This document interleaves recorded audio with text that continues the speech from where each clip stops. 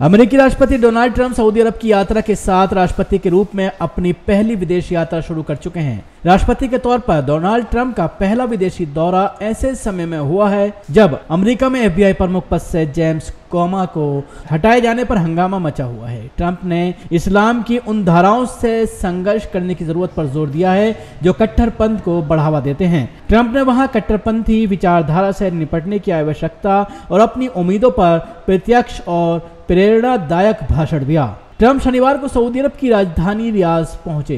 अमेरिकी राष्ट्रपति ने समिट को संबोधित करते हुए मुस्लिम जगत के नेताओं में आतंकवाद को जड़ से उखाड़ फेंकने को कहा। ट्रंप ने कहा कि आतंकवाद ईश्वर की पूजा नहीं करते हैं, वो मौत की पूजा करते हैं। ये अलग अलग धर्म के बीच की लड़ाई नहीं है, ये सच्चाई और बुराई के बीच की लड़ाई है। ऐसे में प्रत्येक देश की जिम्मेदारी है कि वो ये सुनिश्चित करे कि उसकी जमीन पर आतंकियों को पनाह नहीं मिले। आतंकी संगठन किसी तरह की प्रेरणा नहीं देते हैं बल्कि हत्याएं करते हैं। उन्होंने कहा है कि अमेरिका आतंकवाद और कट्टरपंथ के खिलाफ लड़ाई में मुस्लिम देशों के साथ खड़ा है, लेकिन इस लड़ाई का नेतृत्व इनको ही करना होगा। इस बीच ट्रंप ने ईरान को अलग थलग करने की भी अपील की। उन्होंने मुस्लिम जगत के नेताओं से कहा कि वो ईरान को अलग थलग कर दें। ट्रंप ने ईरान पर सीरिया, यमन और इराक में हिंसा को बढ़ावा देने का आरोप लगाया है। साथ ही ईरान पर मध्य पूर्व में अस्थिरता और अव्यवस्था फैलाने का आरोप लगाया। ट्रंप ने कहा कि हमारी लड़ाई अलग अलग आस्थाओं और सभ्यताओं के खिलाफ नहीं है। जब लोग मारे जा रहे हैं तो ये आस्था नहीं है, चाहे वो मुस्लिम हो या ईसाई, शिया हो या सुन्नी,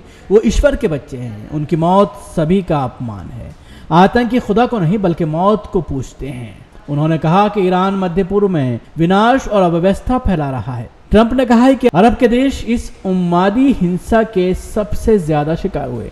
ट्रंप ने यह भी कहा है कि अपनी अपनी जमीन को आतंकवाद से मुक्त रखना सभी देशों की सबसे बड़ी ड्यूटी है। उन्होंने मध्य पूर्व में आतंकवाद को खत्म करने के लिए देशों के गठबंधन बनाए जाने की भी अपील की। रियाद में ट्रंप ने रविवार को पाकिस्तान के प्रधानमंत्री नवाज शरीफ से पहली मुलाकात की। इस मुलाकात के बाद ट्रंप ने नवाज शरीफ से मिलने की खुशी जाहिर की। जियो न्यूज के मुताबिक अरब वर्ल्ड में जो अफरा तफरी मची हुई है उसके मद्देनजर रियाद में किंग अब्दुल अजीज कॉन्फ्रेंस सेंटर में दोनों नेताओं की मुलाकात काफी अहम थी। डोनाल्ड ट्रंप ने अरब इस्लामिक अमेरिकी सम्मेलन को संबोधित किया जिसमें 55 देशों के नेताओं ने शिरकत की। प्रधानमंत्री नवाज शरीफ भी सलमान बिन अब्दुल अजीज के निमंत्रण पर सम्मेलन में हिस्सा लेने रियाद पहुंचे थे। ट्रंप ने कहा कि हमारी लड़ाई आतंकवाद के खिलाफ है, किसी धर्म के खिलाफ नहीं। अच्छाई और बुराई के बीच लड़ाई है। उन्होंने कहा कि मुस्लिम देशों को इस्लामिक कट्टरपंथ के खिलाफ एकजुट होकर लड़ना चाहिए। इस समिट में पाकिस्तान, बांग्लादेश समेत 55 मुस्लिम देशों के नेताओं ने शिरकत की। ट्रंप की ओर से मुस्लिम देशों के अमेरिका में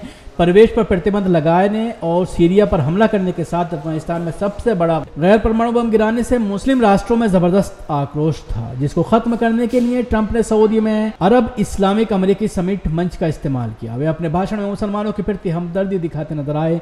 जानकारों का कहना है कि ट्रंप ने अपनी मुस्लिम विरोधी छवि को एक झटके में बदलने के लिए शानदार पहल की। वे इस मामले में सारे पूर्व राष्ट्रपतियों को भी पछाड़ते नजर आ रहे हैं।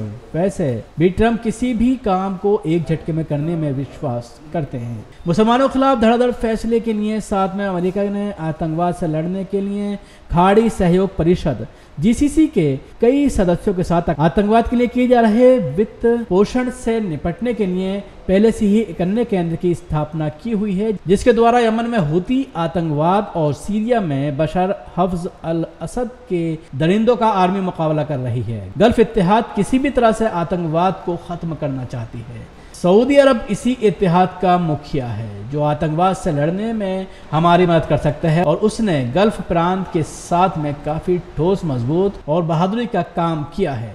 इसलिए हम इसकी प्रशंसा करते हैं। कई आतंकी संगठनों जैसे ISI लेबनान से उग्रवादी संगठन हिजबुल्लाह हो, ईरानी सरकार की पासदारान इकबाल और उसकी मलेशियाएं, इन सब के खिलाफ काम किया है। ट्रंप आतंकवाद को हर देश की जड़ों से उखाड़ फेंकना चाहते हैं।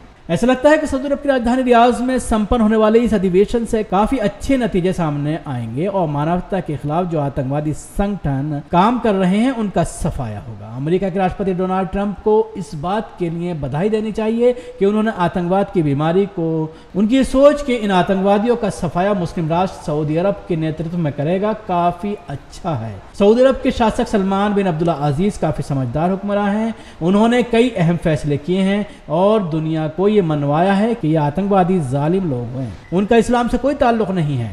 उन्होंने दुनिया को ये समझाने की कामयाबी हासिल की है कि आज सबसे ज़्यादा आतंकवाद से पीड़ित इस्लाम धर्म और उसके मानने वाले हैं। किंग सलमान ने अपनी लीडरशिप और अपनी दूरगामी दृष्टि से दुनिया के मुसलमानों को अपना मुरीद बना लिया है।